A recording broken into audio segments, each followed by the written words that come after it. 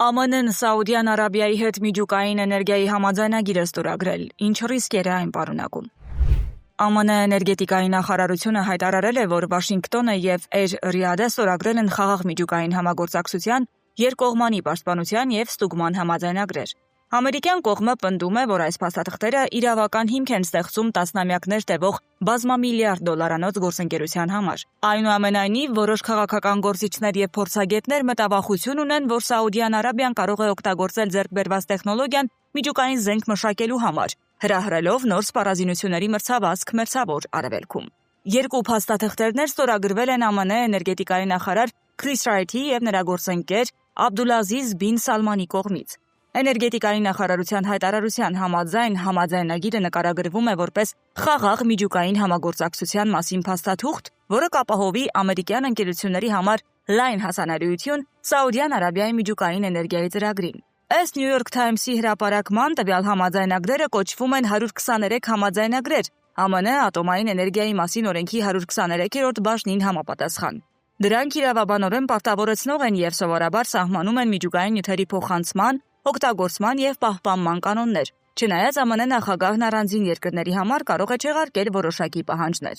Վաշինգտոնի եւ Ռիադի միջև կնքված համաձայնագրի ամենանշանակալի առանձնահատկություններից մեկն այն է, որ համատեղ ուսումնասիրությունից հետո Սաուդյան Արաբիային ԱՄՆ մասնակցությամբ կառուցված օբյեկտում կարող է թույլատրվել հարստացնել ուրանն իր սեփական տարածքում, ինչի արդյունքում հնարավոր կլինի վառելիք արտադրել, այլ ոչ թե ներմուծել։ Սա էական շեղում է ԱՄՆ-ի եւ Արաբական Միացյալ Էմիրությունների միջև 2009 թվականին կնքված համաձայնագրից, երբ էմիրությունները կամավոր հրաժարվեցին ինքնուրույն միջուկային վառելիք արտադրելու իրենց իրավունքից։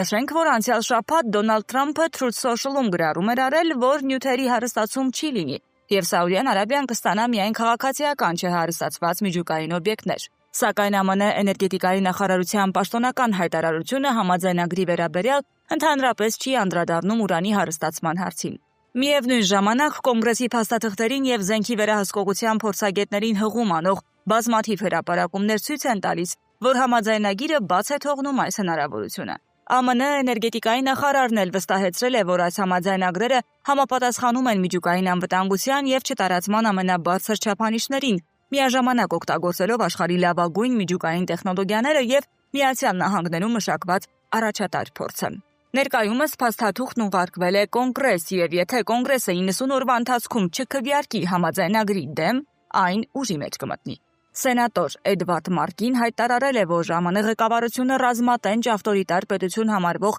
Սաուդյան Արաբիային թույլ է տալիս ձեռք բերել տեխնոլոգիաներ, որոնք կարող են օգտագործվել միջուկային զենք ստեղծելու համար, այն դեպքում, երբ նույն պատրվակով պատերազմ է սկսել Իրանի դեմ։ Նա արդեն ներկայացրել է ոչ մի ատոմային զենք Սաուդյան Արաբիային օրենքը, որը նախքան համաձայնագրի ուժի մեջ մտնելը, Ռիադից պահանջում է պաշտոնապես հրաժարվել ուրանի հարստացումից եւ թափոնների վերամշակումից։ Սաուդյան Արաբիան տարիներ շարունակ ձգտել է նման համաձայնագրի, չնայած որոշ ամերիկացի պաշտոնյաների եւ փորձագետների դիմադրությանը։ Շատերը մտավախություն ունեն, որ թագավորությունը կարող է օգտագործել ձեռք բերված տեխնոլոգիան միջուկային զենք ստեղծելու համար, հրահրելով Մերձավոր Արևելքում նոր սպառազինությունների մրցավազք։ Միջուկային հարցը մնում է ԱՄՆ-ի եւ Իսրայելի միջև ամիսներ շարունակ Իրանի հետ հակամարտության կենտրոնում։ Երկու երկրներն էլ պնդում են, որ փետրվարին Իրանի հետ պատերազմի մեջ մտնելու պատճառներից մեկը երկրի կողմից միջուկային զենքի ստեղծումը կանխելն էր, չնայած Թեհրանը հերքում է նման ծրագրերը։ Սաուդյան Արաբիայի թագաժառանգ Մուհամմեդ բին Սալմանը բազմիցս հայտարարել է, որ չի ցանկանում, որ թագավորությունը միջուկային զենք մշակի, բայց դա կանի, եթե Իրանը ձեռք բերի այն։ Հավելենք, որ էներգետիկայի ոլորտի փորձագետները վստահեցնում են, որ Սաուդյան Արաբիային առնվազն 10 տարի կպահանջվի իր առաջին քաղաքացիական նշանակության ատոմակայանները շահագործման հանձնելու համար։ Չնայած դրան, Մերձավոր Արևելքի փորձագետ Ռոզմարի Քելանիչը նախքան երկրների կողմից համաձայնագրի ստորագրումը BBC-ի հետ զրույցում նշել է, որ դա նախադեպ քայլ կլինի Միացյալ Նահանգների կողմից, քանի որ ԱՄՆ-ն երբեք չի օգնել մեկ այլ երկրի ինքնուրույն հարստացնել ուրանն իր սեփական հողի վրա։